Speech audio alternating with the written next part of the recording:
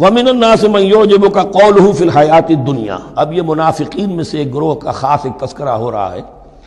ایک منافق تو ہوتے تھے کہ جو عام ہیں، ان کی زبانوں پر بھی نفاق واضح طور پر ظاہر ہو جاتا تھا، اور ایک قسم کے منافق وہ ہوتے تھے بڑے چاپلوس، چرب زبان، کہ ان کی گفتگو دیکھیے تو وہ تو بڑے مخلص ہیں اور بڑے ہی فداکار ہیں اور بڑے ہی آپ کے ساتھ ان کا تعلق جو ہے وہ نیک نیتی پر مبنی ہے۔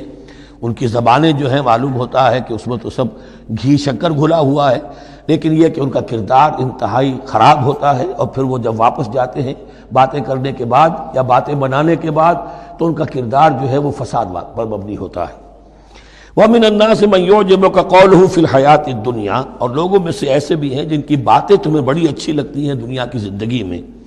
وَيُشْهِدُ اللَّهَ عَلَى مَا فِي قَلْبِهِ، اور وہ اللہ کو بھی گواہ ٹھہراتا رہتا ہے، میں جو کچھ کہہ رہا ہوں اللہ جانتا ہے، میں خلوص سے کہہ رہا ہوں، میں بالکل اپنی نیک نیتی سے کہہ رہا ہوں، اللہ جانتا ہے۔ وَهُوَ أَلَدُّ الْخِصَامِ، حالانکہ فی الواقع وہ دشمن ہے بہت سخت، الد بہت شدید، اور خصام خصم دشمن کے لیے آتا ہے۔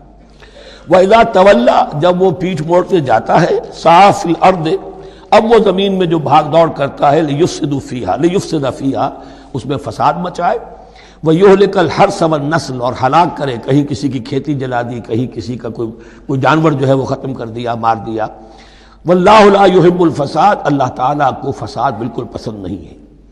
وَإِذَا قِيلَ لَهُ اتَّقِ اللَّهَ، جب ایسے شخص سے کہا جاتا ہے کہ تو اللہ کا خوف کرو، اللہ سے ڈرو، تم باتیں ایسی کرتے ہو، عمل تمہارا یہ ہو رہا ہے، سوچو تو صحیح۔ أَخَذَتْهُ الْعِزَّةُ بِالْإِثْمِ، تو اس کو اپنی عزت نفس، جھوٹی عزت نفس گناہ پر اور جما دیتی ہے۔ ایک شخص وہ ہوتا ہے جس سے خطا ہو گئی، غلطی ہو گئی، اس نے اپنی خطا تسلیم کر لی تو اصلاح کر لے گا۔ ایک وہ ہے کہ جو کیسے مان لوں میری غلطی ہے، اس کی جھوٹی انا جو ہے اور جو اس کی جھوٹی عزت نفس ہے وہ اسے اور گناہ کے اوپر چپکا دیتی ہے۔ اخذتہ العزت بالاسم، اس کو اور اس پر جامد کر دیتی ہے۔ فحسبہ جہنم، تو اس کے لیے تو اب کافی ہے جہنم ہی۔ وَلَبِئْسَ الْمِہَادُ، اور یقیناً وہ بہت برا ٹھکانہ ہے۔ روایات میں آتا ہے کہ ایک شخص خاص تھا، اخنس ابن شریق، اس کا یہ کردار ہے، لیکن یہ کہ یہ تو یوں سمجھیے کہ شان نزول کے اعتبار سے یہ بات ٹھیک ہے، اور یہ کہ تعویل خاص میں اس کو بھی سامنے رکھیں گے، لیکن یہ وہی ہے، کردار ہے، یہ کردار ہر جگہ آپ کو ملے گا۔ اصل میں کردار کو پہچاننا چاہیے، اور اس کے حوالے سے اللہ تعالیٰ سے ہدایت طلب کرنی چاہیے کہ اس کردار سے اللہ تعالیٰ ہمیں اپنی حفظ ایمان میں رکھے۔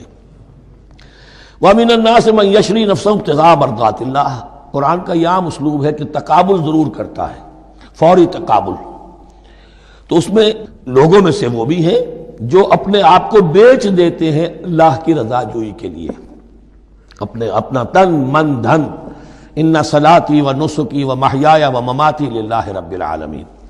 ومن الناس من یشری نفسہ ابتغاء مرضات اللہ واللہ رؤوف بالعباد، اور اللہ اپنے ایسے بندوں کے حق میں بہت شفیق ہے۔ ظاہر بات ہے جس نے یہ ارادہ کر لیا ہو، نیت کر لی ہو، کبھی ایسے شخص سے بھی کوئی کوتاہی ہو سکتی ہے، حالات ہو سکتے ہیں عارضی سے، کبھی جذبات میں آ کر کوئی غلط قدم اٹھ گیا، اللہ پھر معاف فرمائے گا، بڑی شفقت کے ساتھ معاف فرمائے گا۔ طے کر لے انسان، ایک سیدھا راستہ یہی بن جائے، ان صلاتی و نسکی و محیایا و مماتی للہ رب العالمین۔ تو پھر یہ ہے کہ کوئی تیز دوڑے گا، کوئی آہستہ چل سکے گا، مختلف صلاحیتوں کے لوگ ہوتے ہیں، اس میں فرق و تفاوت رہے گا، لیکن جس نے یہ عزم کر لیا ہے اللہ تعالیٰ ان کے حق میں بہت شفیق ہے۔